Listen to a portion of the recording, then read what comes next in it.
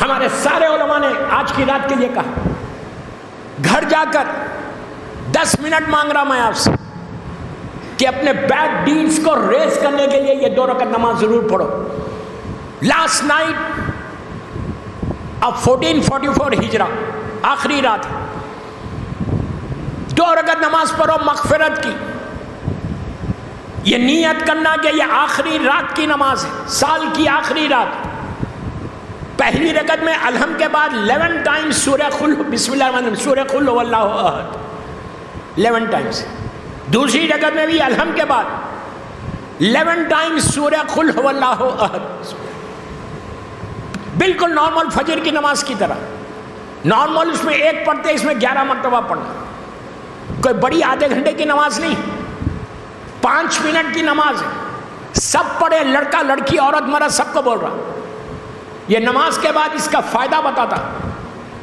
اس نماز کے بعد سال بھر کے جو تمہارے گناہ ہیں، ہمارے بیڈ ڈیڈز جو ہم نے گناہ کیے، وہ گناہ پاک ہوتے. اس لیے کہ اس رات میں، محرم کی اس رات میں، تم جب زیارت پڑھو گے، تسبیح پڑھ کے تم سلام کر کے دعا کرنا کہ مولا حسین کے نام پہ اللہ تو میرے گناہوں کو معاف کر دے. سال بھر کے گناہ، وہ تو بہانے ڈھونڈ رہا اپنی رحمت کو نازل کرنے کے لیے.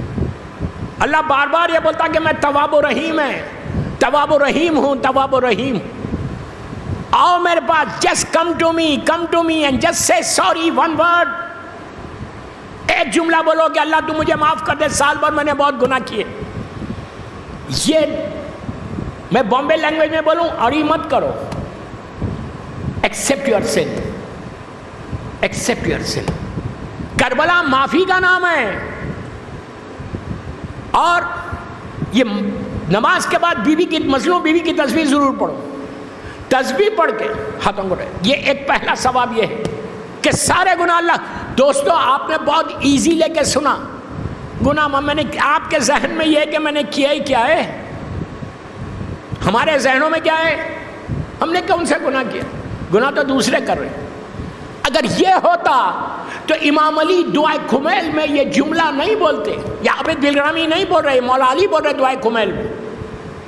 مولا علی کا دعا جملہ ہے کہ پروردگار میرے وہ گناہ معاف کر دے جس کی مجھے نالج نہیں ہے، علم نہیں ہے. علی کے تعلق سے کوئی سوچ سکتا گناہ؟ امام علی کے تعلق سے گناہ کا سوچنا گناہ ہے. کیا بول رہا ہے یار؟ خدا نہ خواستہ کوئی اگر یہ سوچے کہ مولا سے گناہ ہوا تو وہ گناہ ہے، سوچنا گناہ ہے. جو آئے تطہیر کے حصار میں، ارے میں ایک جملہ بولوں کہ جس کے نام سے ہمارے گناہ معاف ہوتے. اگر آج میرا گناہ معاف ہو رہا تو مولا علی کا واسطہ دیں گے تو معاف ہوں گا. لیکن وہ میرا مولا اللہ کی بارگاہ میں جا کے دعائے کمیل میں بول رہا اللہ میرے وہ گناہ معاف کر دے جس کا مجھے علم نہیں ہے. کیا مطلب ہے اس کا؟ امام علی اپنے لیے نہیں بول رہے، امام علی ہم کو درس دے رہے کہ میں علی جیسا بندہ ہو کے اللہ کی بارگاہ میں جا کے یہ بولتا ہوں تو تم کو کیا ہوا؟ ایک چیز اور یاد رکھو، آج کی رات، اس لیے کہ آج کی رات کی امپورٹنس بتا رہا، صرف آج کی رات گناہ کی معافی مانگنا. اس کا فائدہ بتاؤں. پہلی چیز جب انسان سوری بولتا نا، اور سے سنو، جب انسان سوری بولتا تو اس کا غرور ٹوٹتا. یہ وہ 2 رکعت نماز ہے. اس کے کئی فضیلتیں بتائی، میں آگے نہیں بڑھتا ورنہ پوری مجلس ہی اسی نماز پہ ہو جائے گی. تو کوشش یہ کرو یہ نماز کے بعد اپنے پورے سال کے گناہوں کو یاد کرو، اپنی چیزوں کو یاد کرو کہ تم نے اچھا جو کیا نا اس کو یاد مت کرو. اگر تم نے کسی کی ہیلپ کی ہے، کسی کی مدد کی ہے، وہ یاد مت کرو.